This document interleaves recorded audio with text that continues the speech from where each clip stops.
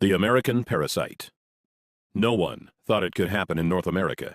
A parasite that uses your body as its personal feeding ground, taking over first your stomach, then your entire GI tract, forcing you to crave the foods it wants, while slowly destroying your body from the inside out. Governments are finally admitting that this is real. Measures have been proposed in New York and the country of Mexico to try and stop it. But by the time you watch this, it may already be too late. My name is Craig Capetta. I'm the Director of Science and Nutrition at Whole Body Research International, and have spent the last 24 months working with my team of doctors and scientists to figure out a way to stop this parasite that is already estimated to be infecting 250 million Americans. Perhaps the scariest thing is that its symptoms come on slowly. You may never even realize your fatigue, weight gain, or lack of sleep is the result of this bad bug, until it finally takes over and forces you to seek medical attention. In the next few minutes, I'm going to show you a simple test you can do to find out whether or not you've been infected, and if so, how to get rid of it before it causes potentially irreversible damage. I'm also going to expose the major government screw-up that allowed this to happen, and how they are now scrambling to fix it. Warning, the information I'm about to share with you is controversial because this parasite comes from the most unlikely place, your food supply. In the next few minutes, I'm going to expose the manipulative practices of several very large corporations, companies like General Mills, Nestle, and Coca-Cola, that they prayed the public would never discover. It's a tangled web of bribery that makes your average politician look like a saint, and they are currently spending tens of millions of dollars in false advertising to try to cover up what they have done. But it's about time someone pulled back the curtain. That's why I've spent a considerable amount of time and my own money over the last few months creating this video that they do not want you to see.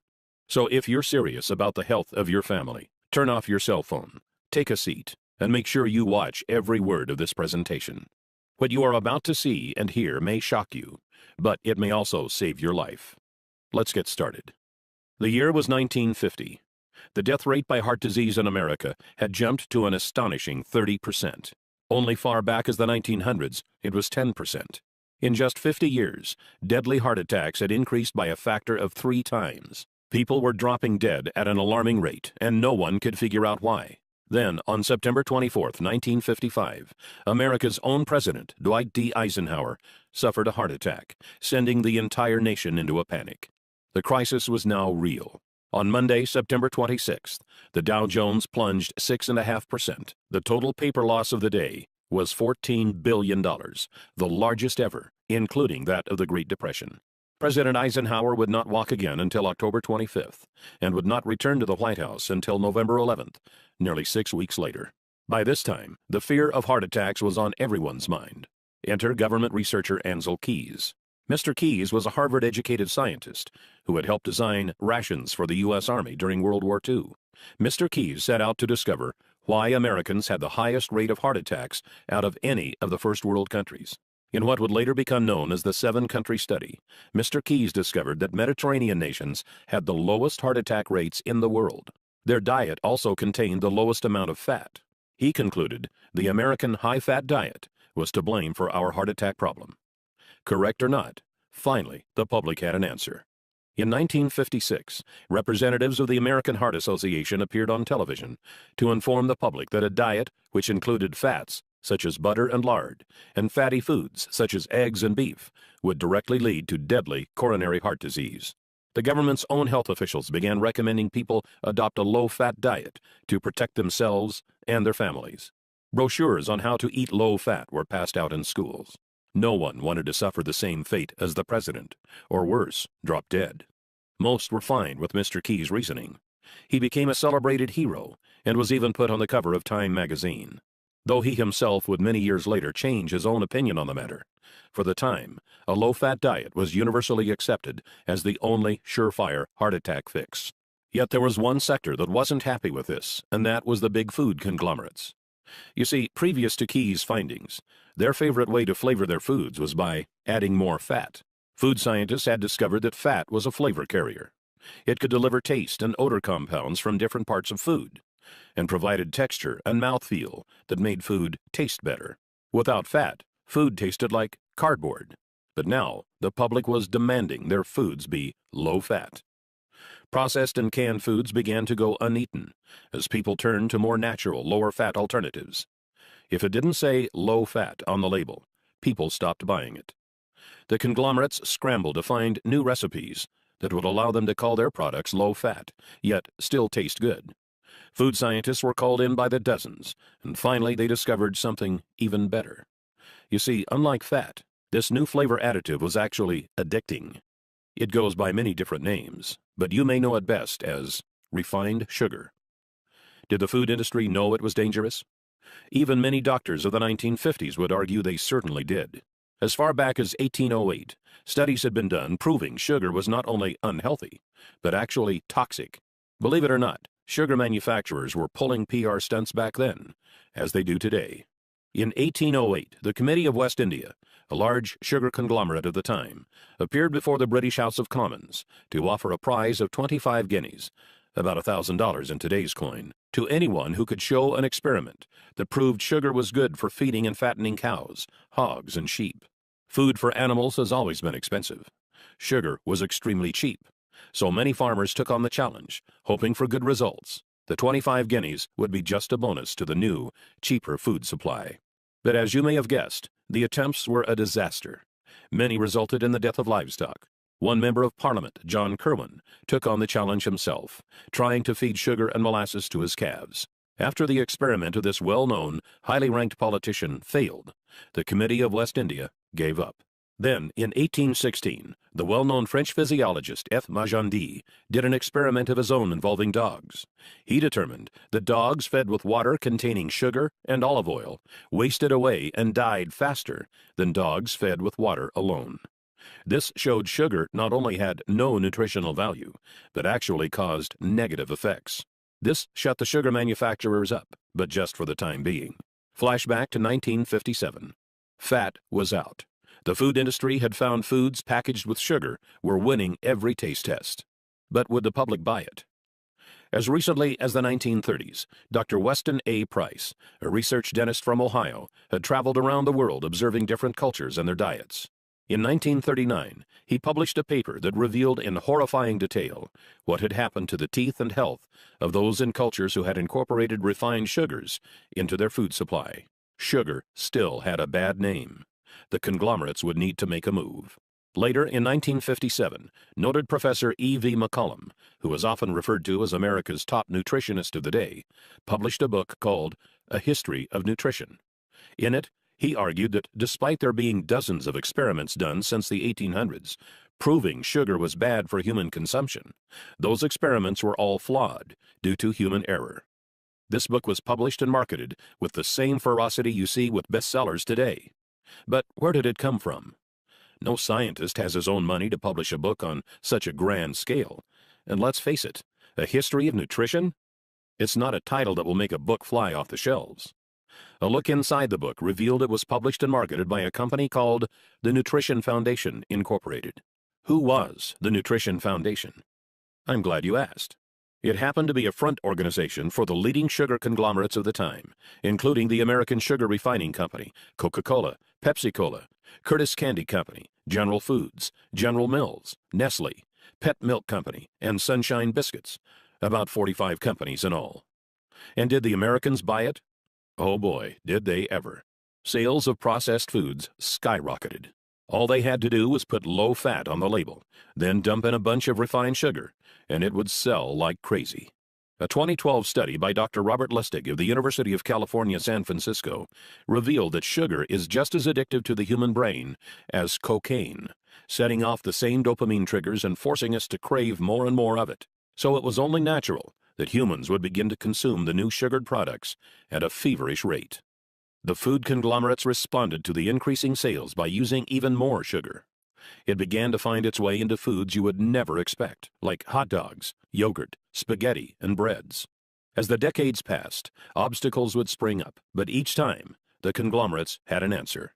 In 1965, the Fair Packaging and Labeling Act began, requiring their products to be honestly and informatively labeled. By this time, the public wasn't so hot on sugar anymore, but that made no difference. The conglomerates simply hid the sugar by putting it into new forms and creating new names.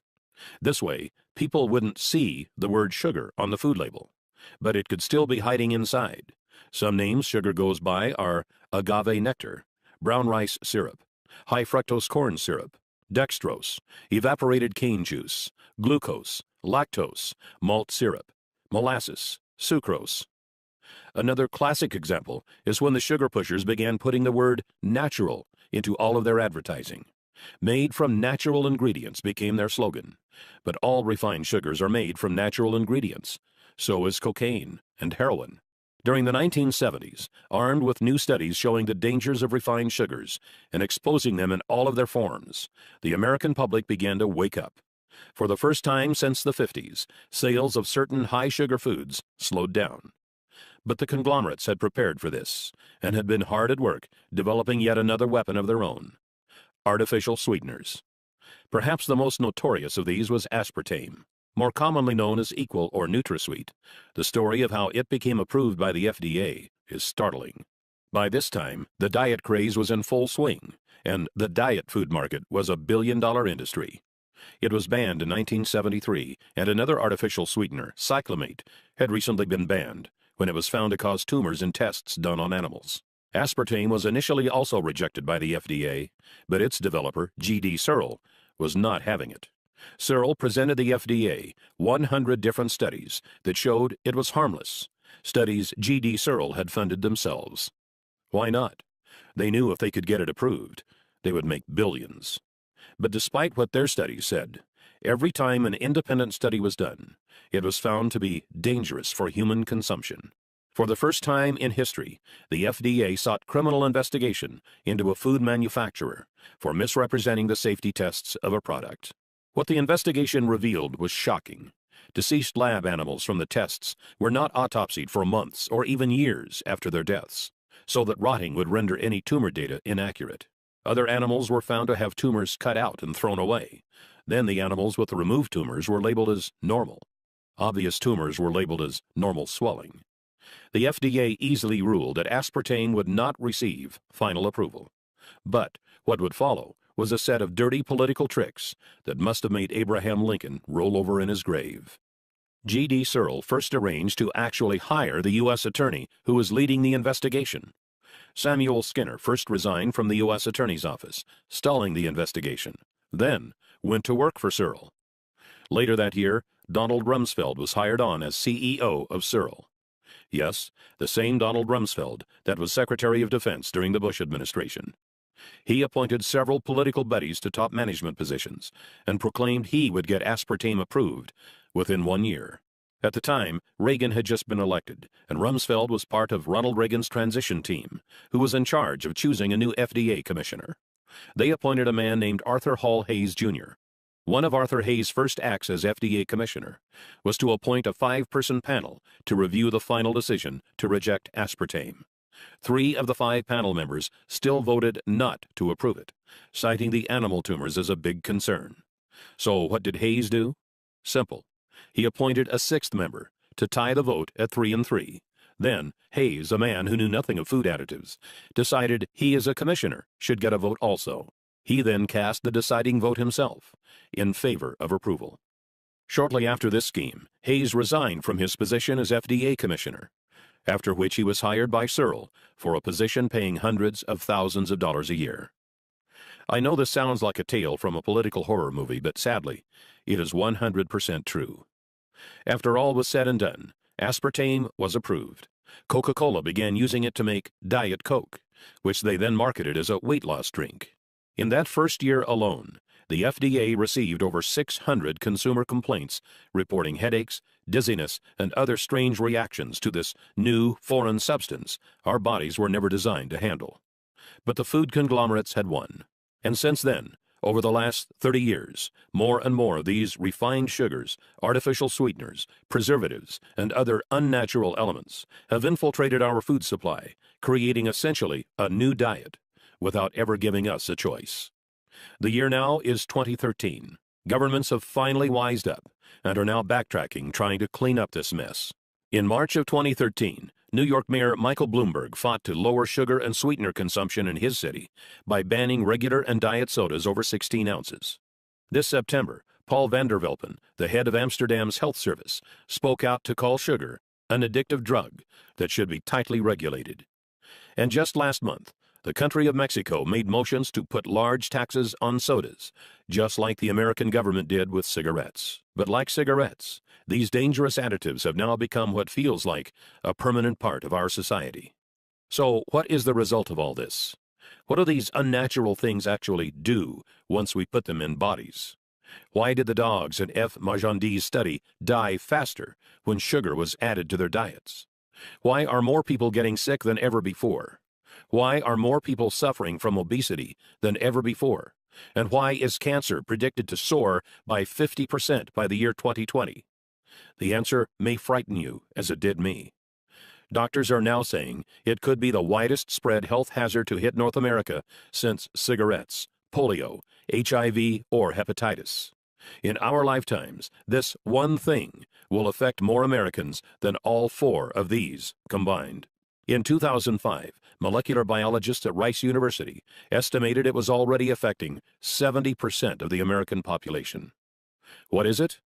It's the consequence of the unnatural elements we've been exposed to, and the deep, dark secret the food conglomerates are right now, as we speak, spending millions of dollars to try and sweep under the rug. They have some help from the killer itself, because this disease takes over your body from the inside. Most never even know it is there, until it's too late.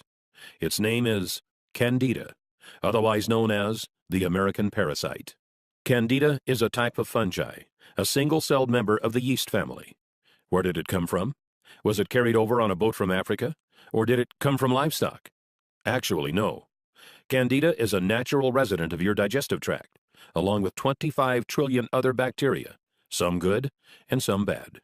So long as the balance stays in order, which scientists say now is 80% good bacteria to 20% bad, your digestive and immune systems will continue to function normally.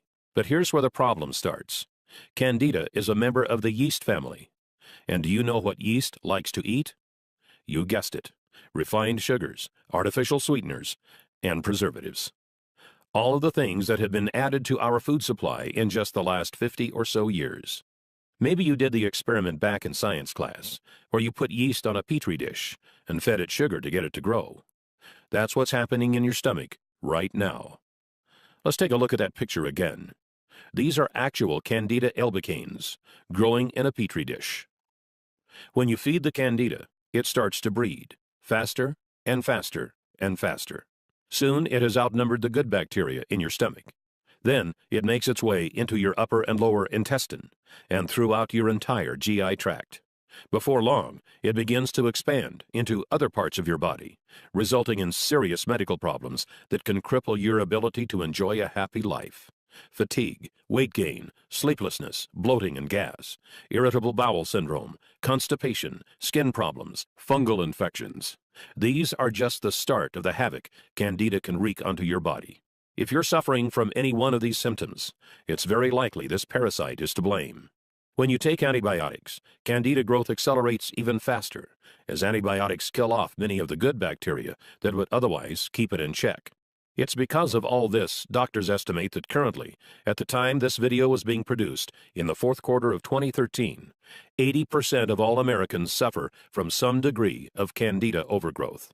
Dr. David Perlmutter, a personal advisor to Dr. Oz, who you may know from the show, and his current New York Times bestseller Grain Brain, recently stated, "Those of us who deal with this health condition in a clinical setting are witnessing what now seems almost epidemic." Dr. David Perlmutter. The reason Candida is so dangerous is because it directly affects your digestive system, which is the largest internal organ in your body. It's also the home of your immune system. So when your digestive tract is weakened, so is your ability to combat sickness and disease. Left untreated, it can begin to affect every area of your life. Here is a list of common Candida symptoms composed by Dr. Mark Hyman, recognized Candida authority and best-selling author of The Blood Sugar Solution. General symptoms include chronic fatigue, loss of energy, general malaise, decreased libido. sensitivity to foods, chemicals, or other allergens, eczema, psoriasis, irritable bowel syndrome, toenail fungus. Gastrointestinal symptoms include thrush, bloating and gas, intestinal cramps, rectal itching, altered bowel functions such as diarrhea or constipation, yeast infections, frequent bladder infections, irritable bladder. Hormonal complaints include menstrual irregularities like pain or bleeding, premenstrual syndrome, thyroid dysfunction.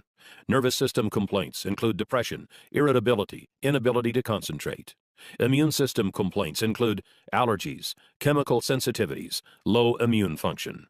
And if your past history includes chronic yeast infections, chronic antibiotic use for infections or acne, oral birth control pill usage, or oral steroid hormone usage, your chances of having candida overgrowth are greatly increased.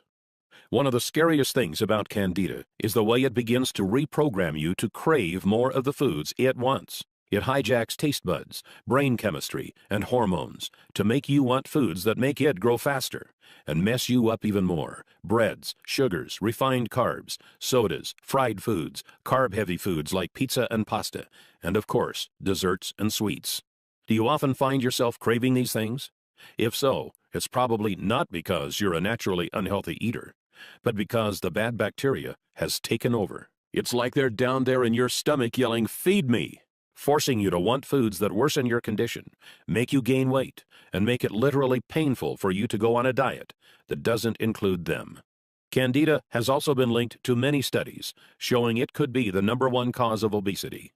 As Doctors Carolyn Dean and William Crook write in their 2005 book, The Yeast Connection in Women's Health, most women don't have even an inkling that their symptoms could be caused by yeast overgrowth in their bodies.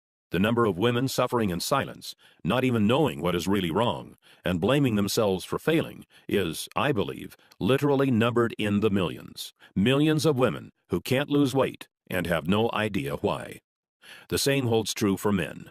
Once the excess yeast is destroyed, many find they are able to lose the unwanted weight quickly and easily, even that stubborn belly fat most diet plans can't touch. So now let's talk about how to fix it. Here's the good news. To start feeling better, you don't have to necessarily get rid of all of the candida. You just need to balance them out. As I mentioned before, your gut is also home to a lot of good bacteria. To start feeling your best, you just need to get to the 80-20 balance. 80% good bacteria, 20% bad bacteria. There are two ways to do this. The first is going on a real, all-natural diet. That means completely eliminating all processed foods, refined sugars and carbs, artificial sweeteners, and also white breads. Then supplement your body with foods that are high in a special kind of good bacteria called probiotics. Probiotics are clusters of good bacteria that, like a powerful army, go into your stomach and form colonies that far outnumber the candida. They were first brought to attention in 2008 by Nobel Prize-winning physiologist Eli Mechnikov. Noting that Bulgarians at the time lived longer than anywhere else on Earth, he set to find out why, and deduced that it was because of their yogurt-heavy diet. He even named the first probiotic strand he discovered, Lactobacillus bulgaricus, as a tribute to them. Foods that are high in probiotics include sauerkraut, kefirs, olives, and fermented vegetables. Eliminate the unnatural elements from your diet and start eating those foods, and your gut will eventually balance itself out. But let's be realistic. In today's world, that is nearly impossible. Who wants to never eat out at another restaurant, or never go over to a friend's place for dinner? Luckily, there is now a better way. Scientists have recently figured out how to load your gut with probiotics without having to change your diet at all. They've been able to put these living bacteria into pill form, so you can take them with your meals, no matter what those meals may be. They offset the bad foods you eat, populate your gut with good bacteria, and instinctively balance you to the right ratio. Once this happens, all sorts of exciting changes can happen in your body. You have more energy, feel more alert and more active. You can focus better on work. You feel smarter, more productive, more creative. Many no longer have the need for coffee or caffeine, as your body is now able to get more energy from food and tap into it easily.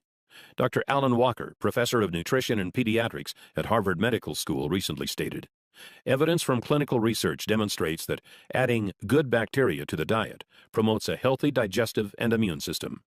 This makes your disease-fighting ability stronger, so you get sick less often." In a 2001 study, Children from daycare centers in Helsinki, Finland, were given milk with and without probiotics.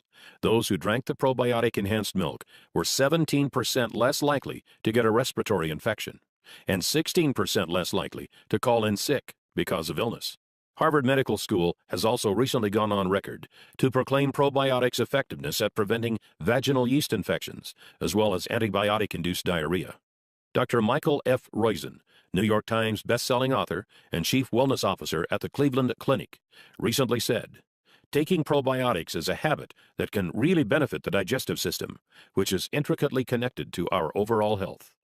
Many also find weight begins to fall off, since your gut processes food more efficiently. If you've had trouble losing weight in the past, it could be because the candida have clogged up your digestive tract, which can greatly slow down your metabolism. You'll also notice those carb and sugar cravings fade away. You'll actually find yourself craving good, healthy foods that make you look and feel great. All in all, your digestive tract contains 60% of the cells in your body, so it's no surprise that clearing it up can make you feel like a whole new person. Oh, and before I go, I feel it's important I tell you about one more thing.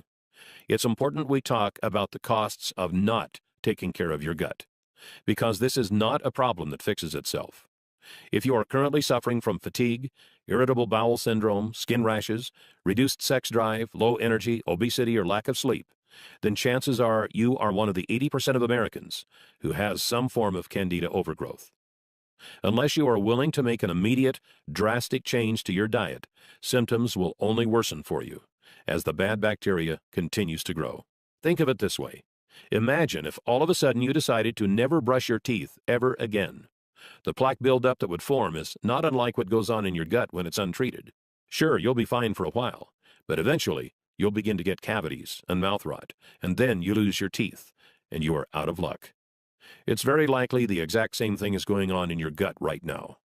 The food that causes bad bacteria to grow on your teeth is the same food that goes into your stomach right after. So it only makes sense that it would cause bacteria growth there also. But in your gut, the consequences are much more severe. While your mouth and teeth are certainly important, they are just a small part of your body. Your digestive tract is your core. It actually contains 10 times as many cells as the entire rest of your body. Untreated, it could begin to affect your health in ways I'd never wish upon anyone. Bad breath, constipation, acid reflux, indigestion, fatigue, lack of sleep, skin problems. These are just the early symptoms. The scariest part is that with 70% of your immune system in your digestive tract, if it can't function properly, you become susceptible to not just getting sick, but to some very nasty diseases like ulcerative colitis, lupus, multiple sclerosis, and arthritis. And those can't be cured by balancing your gut. That's why it's critical you get this handled now, before it's too late. Fortunately, there's an easy way to fight back against the bad bacteria. Simply take 1 capsule of probiotics daily, preferably with a meal. Within just a few days, you'll feel exciting changes in your body. You'll find yourself sleeping better and waking more rested, but with new, exciting energy. You are ready to take on the world.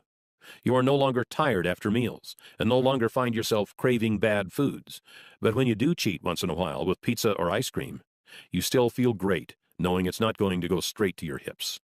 Don't be surprised if your bathroom habits become more regular.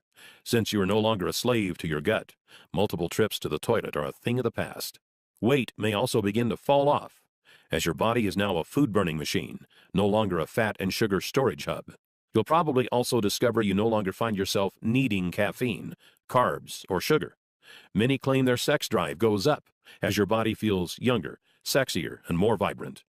Your skin may even appear younger and firmer, as your body is better able to bring the nutrients from your food into your skin, replenishing your cells and giving you a healthy, youthful shine. And then, I can't tell you exactly when it will happen. It may be in a few days, or it could take a few weeks, but it certainly will happen. It's something I call the magic moment. The magic moment is when you wake up one day and realize that something is different. Your senses feel more powerful. You are more alert, centered, and on point. The air feels crisp, and your body feels alive. Your serotonin levels have soared, and your soul just feels like everything is right. Then you realize that's the way we humans were supposed to feel all along.